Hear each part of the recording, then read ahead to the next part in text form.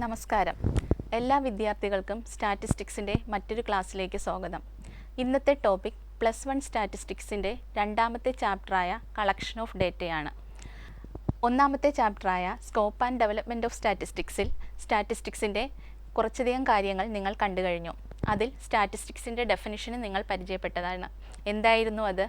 Yes, statistics is the collection, organisation, analysis, interpretation and presentation of data.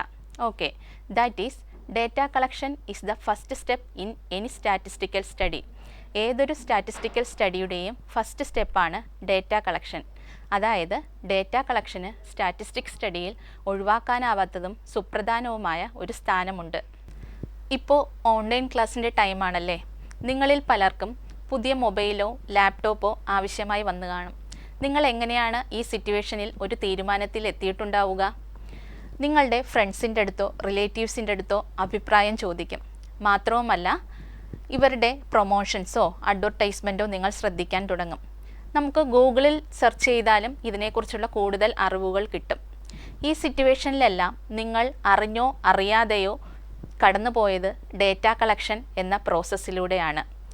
നമുക്ക് സാധ്യമായ എല്ലാ സോഴ്സിൽ നിന്നും ഡേറ്റ കളക്ട് ചെയ്താകും നമ്മൾ ഒരു തീരുമാനത്തിൽ എത്തിയിട്ടുണ്ടാവുക.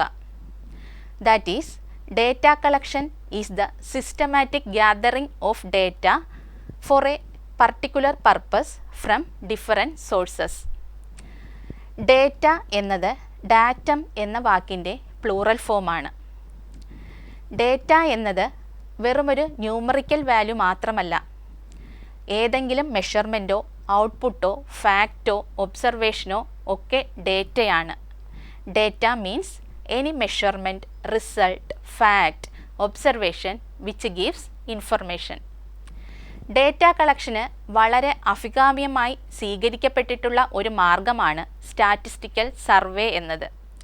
Statistical survey are the most popular devices for obtaining data.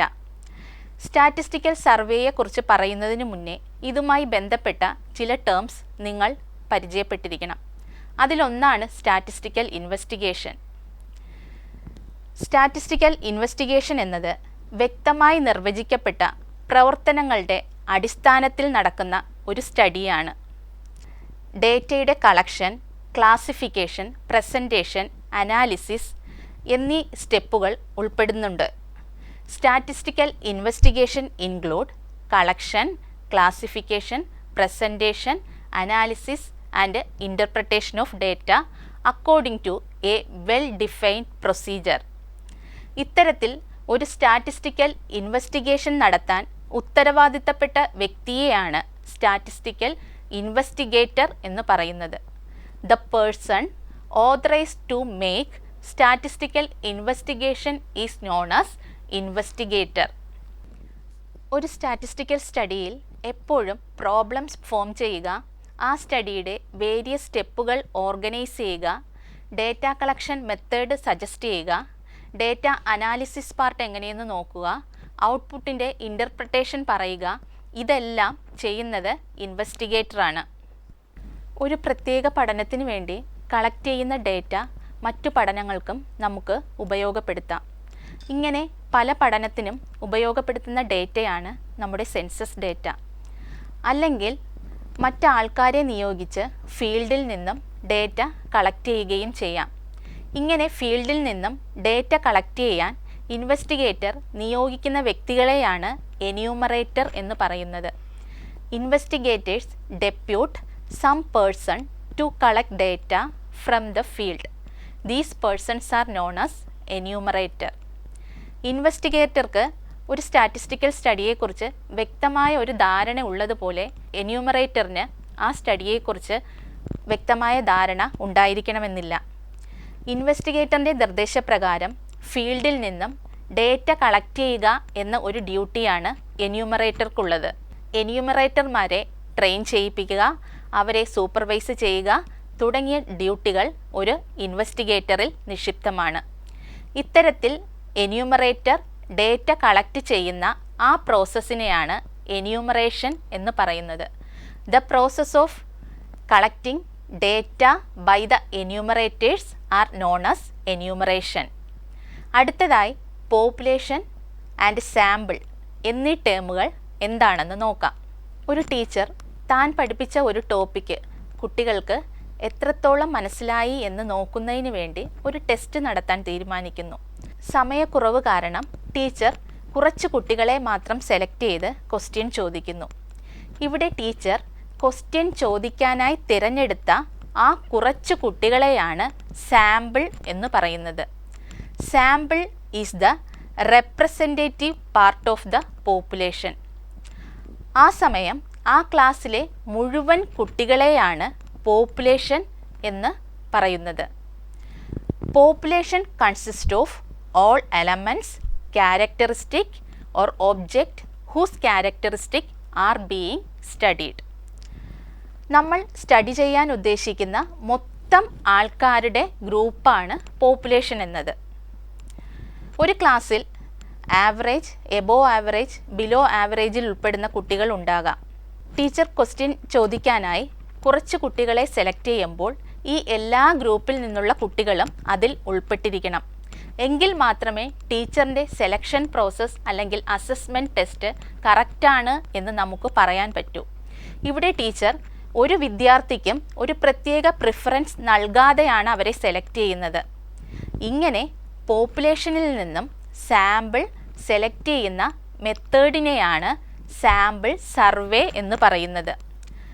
The method of collecting data from the sample is known as sampling or sample survey. പോപ്പുലേഷനെ base ചെയ്തുകൊണ്ടുള്ള സ്റ്റഡിയും നമുക്ക് ചില സിറ്റുവേഷനിൽ നടത്താം. അങ്ങനെ പോപ്പുലേഷനെ ബേസ് ചെയ്തുകൊണ്ട് നടത്തുന്ന സ്റ്റഡിയെയാണ് നമ്മൾ സെൻസസ് എന്ന് പറയുന്നത്. If data are collected from each and every unit of the population, the investigation is called census. Practically പല സിറ്റുവേഷനിലും നമുക്ക് സെൻസസ് നടത്താൻ കഴിഞ്ഞെന്ന് വരില്ല. അവിടെ നമ്മൾ പ്രിഫർ ചെയ്യുന്നത് സാമ്പിൾ സ്റ്റഡിയാണ്. ചിലപ്പോൾ പോപ്പുലേഷൻ സൈസ് ഇൻഫൈനൈറ്റ് ആകാം. അതായത് നമ്പർ ഓഫ് എലമെൻറ്റ്സ് ഫൈനൈറ്റ് അല്ലാത്ത സിറ്റുവേഷനിൽ ഒരിക്കലും നമുക്ക് പോപ്പുലേഷൻ സ്റ്റഡി അതായത് സെൻസസ് നടത്താൻ കഴിയില്ല. അല്ലെങ്കിൽ എക്സ്ട്രീംലി ലാർജ് ആവാം, ഒത്തിരി മെമ്പേഴ്സ് ആ പോപ്പുലേഷനിൽ ഉണ്ടാകാം. ആ സമയത്തും നമ്മൾ പ്രിഫർ ചെയ്യുന്നത് സാമ്പിൾ സ്റ്റഡിയാണ്. പോപ്പുലേഷനെ അതിൻ്റെ സൈസിനെ അടിസ്ഥാനപ്പെടുത്തി രണ്ടായി തരംതിരിച്ചിട്ടുണ്ട്: ഫൈനൈറ്റ് പോപ്പുലേഷൻ എന്നും ഇൻഫൈനൈറ്റ് പോപ്പുലേഷൻ എന്നും. ഫൈനൈറ്റ് പോപ്പുലേഷനിൽ നമ്പർ ഓഫ് എലമെൻറ്റ്സിനെ എണ്ണിത്തിട്ടപ്പെടുത്താൻ പറ്റുന്നതായിരിക്കും. അതായത് അവിടെ നമ്പർ ഓഫ് എലമെൻറ്റ്സ് ഫൈനൈറ്റ് ആയിരിക്കുമെന്നർത്ഥം. ഒരു ക്ലാസ്സിലെ കുട്ടികളുടെ എണ്ണം അല്ലെങ്കിൽ ഒരു കുടുംബത്തിലെ അംഗങ്ങളുടെ എണ്ണം, ഇതൊക്കെ തന്നെ ഫൈനൈറ്റ് പോപ്പുലേഷന് എക്സാമ്പിളായിട്ട് നമുക്ക് പറയാം. A population is said to be finite if the number of individuals involved in the population is finite. ഒരു പോപ്പുലേഷനിൽ നമ്പർ ഓഫ് എലമെൻറ്റ്സ് ഫൈനൈറ്റ് അല്ലാതിരിക്കുകയോ അതായത് ഇൻഫൈനൈറ്റ് ആകുകയോ അല്ലെങ്കിൽ ഒരുപാട് എലമെൻറ്റ്സ് ഉണ്ടായിരിക്കുകയോ അതായത് എല്ലാ പോപ്പുലേഷൻ യൂണിറ്റിനെയും നമുക്ക് സ്റ്റഡി ചെയ്യാൻ പറ്റാതിരിക്കുകയോ ചെയ്യുമ്പോൾ അത്തരം പോപ്പുലേഷനെയാണ് ഇൻഫൈനൈറ്റ് പോപ്പുലേഷൻ എന്ന് പറയുന്നത്. World population is an example for infinite population. A population which is not finite or extremely large is said to be infinite population. നമുക്ക് ഒരു സ്റ്റാറ്റിസ്റ്റിക്കൽ സ്റ്റഡി സെൻസസ് വഴിയും നടത്താം, സാമ്പിളിംഗ് വഴിയും നടത്താം.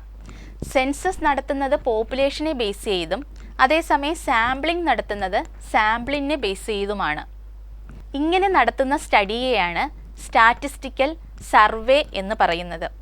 A survey is A process of collecting data either from the population or from the sampling unit.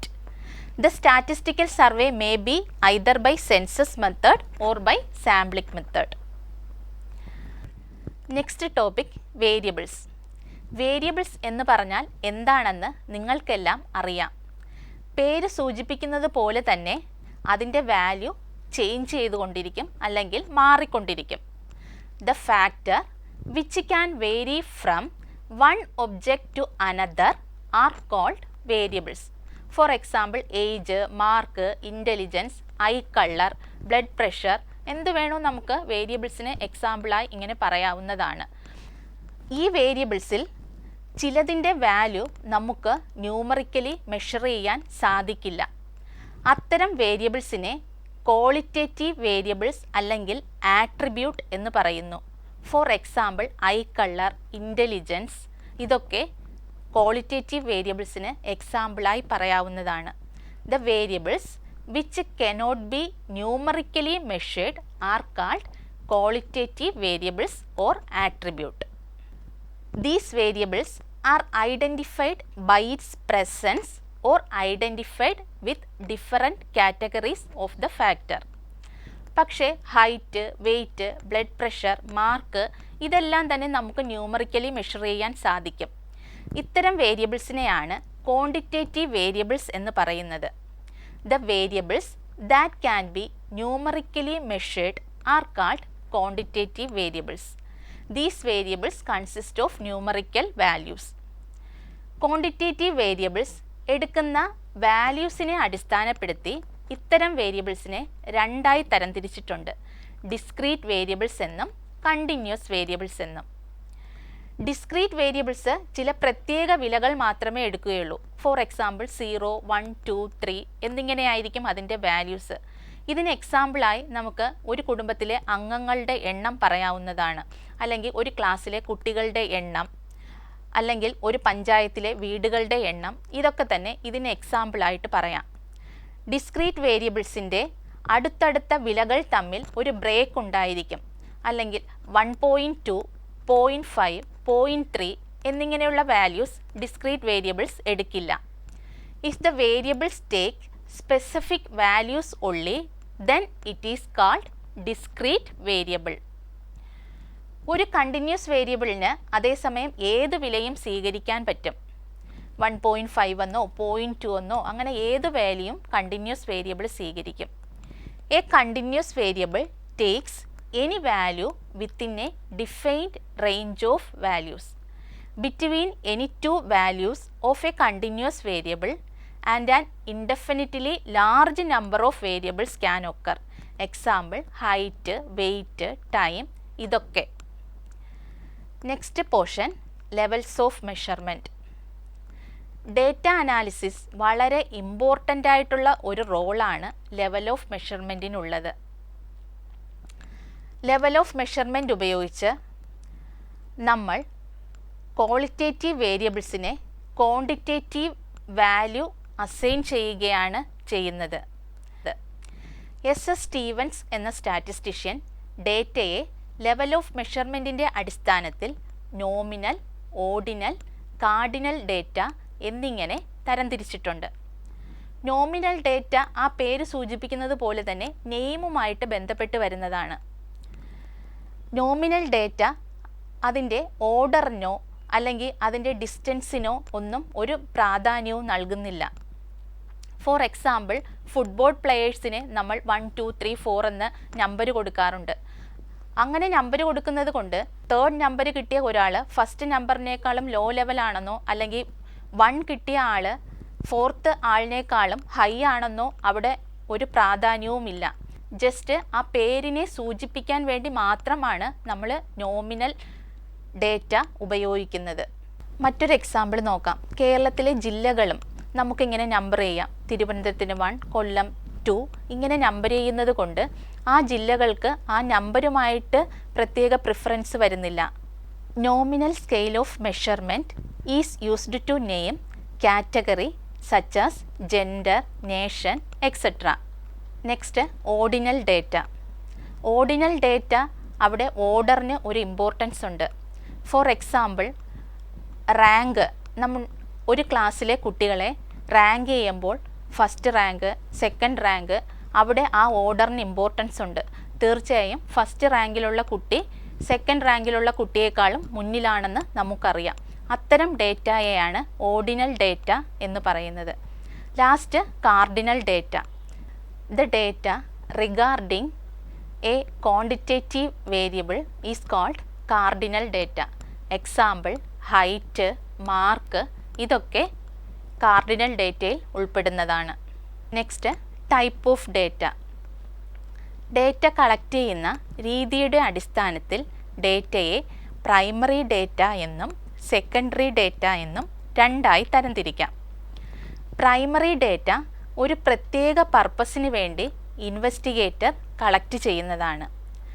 Primary data are those which have to be collected by the investigator for the first time for his purpose. It is fresh in nature. Wessel എന്ന statistician പ്രൈമറി ഡേറ്റയ്ക്ക് കൊടുത്തിരിക്കുന്ന definition ഇങ്ങനെയാണ്. According to Wessel, data originally collected in the process of investigation are known as primary data.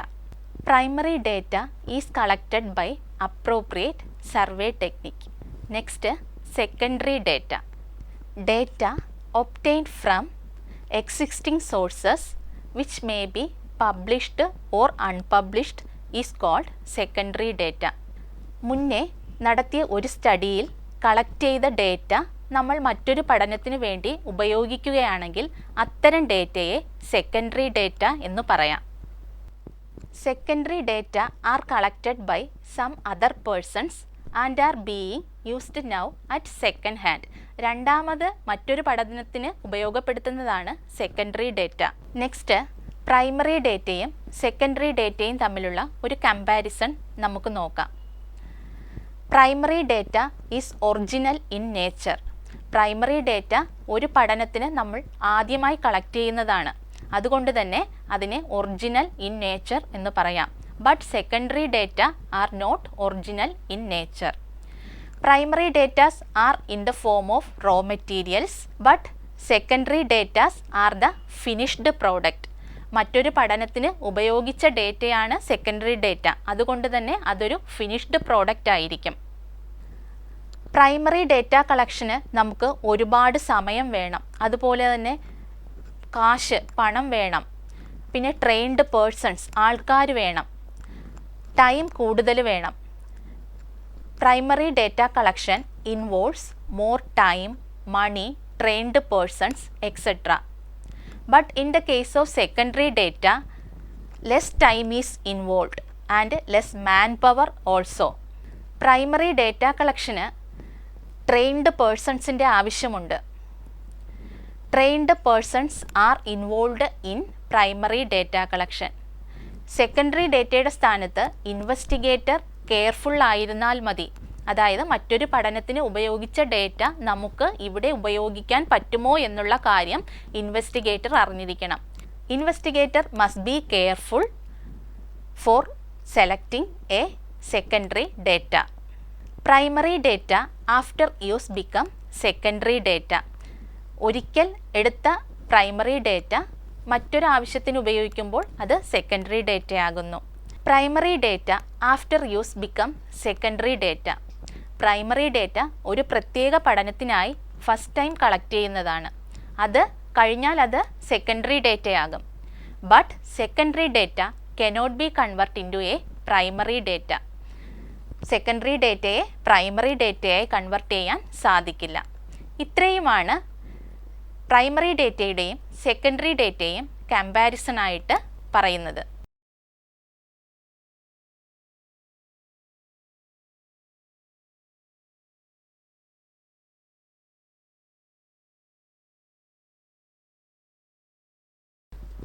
അപ്പോൾ ഇന്നത്തെ ക്ലാസ്സിൽ നമ്മൾ എന്തൊക്കെയാണ് പഠിച്ചത്? സ്റ്റാറ്റിസ്റ്റിക്കൽ ഇൻവെസ്റ്റിഗേഷൻ എന്താണെന്ന് കണ്ടു. ഇൻവെസ്റ്റിഗേറ്റർ, എന്യൂമറേറ്റർ, എന്യൂമറേഷൻ എന്നീ ടേമുകൾ പരിചയപ്പെട്ടു. പിന്നെ പോപ്പുലേഷൻ, സാമ്പിൾ ഇവ എന്താണെന്ന് മനസ്സിലാക്കി. അതിനുശേഷം നമ്മൾ വേരിയബിൾസ് എന്താണെന്ന് നോക്കി. വേരിയബിൾസിൽ തന്നെ ക്വാണ്ടിറ്റേറ്റീവ് വേരിയബിൾസും ക്വാളിറ്റേറ്റീവ് വേരിയബിൾസിനെയും മനസ്സിലാക്കി. ക്വാളിറ്റേറ്റീവ് വേരിയബിൾസിനെ ഡിസ്ക്രീറ്റ് വേരിയബിൾസ് എന്നും കണ്ടിന്യൂസ് വേരിയബിൾസ് എന്നും ഡിവൈഡ് ചെയ്തതായിട്ടും പറഞ്ഞു. അതുകഴിഞ്ഞ് ലെവൽ ഓഫ് മെഷർമെൻറ്റ് അല്ലെങ്കിൽ സ്കെയിൽ ഓഫ് മെഷർമെൻ്റ് ആണ് നമ്മൾ കണ്ടത്. അവിടെ നമ്മൾ 3 ടൈപ്പ് ഡേറ്റയെക്കുറിച്ച് പറഞ്ഞു. Nominal, ordinal, then cardinal. അതിനുശേഷം പ്രൈമറി ഡേറ്റയും സെക്കൻഡറി ഡേറ്റയും അതിൻ്റെ ഒരു കമ്പാരിസൺ സ്റ്റഡിയുമാണ് നമ്മൾ ഇന്നത്തെ ക്ലാസ്സിൽ മനസ്സിലാക്കിയത്. ഇന്നത്തെ ക്ലാസ്സിനെ അടിസ്ഥാനമാക്കി 2 അസൈൻമെൻ്റാണ് പറയുന്നത്. ഡിസ്ക്രീറ്റ് വേരിയബിൾസിനും കണ്ടിന്യൂസ് വേരിയബിൾസിനും കുറച്ച് എക്സാമ്പിൾ കണ്ടെത്തുക.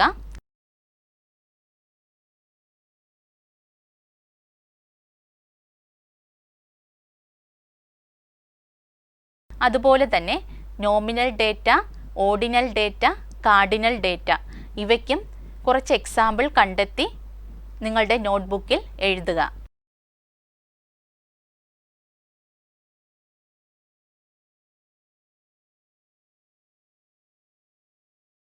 ഇന്ന് പഠിപ്പിച്ച പാഠഭാഗങ്ങൾ നിങ്ങൾക്കെല്ലാവർക്കും മനസ്സിലായി എന്ന് കരുതുന്നു. Thank you.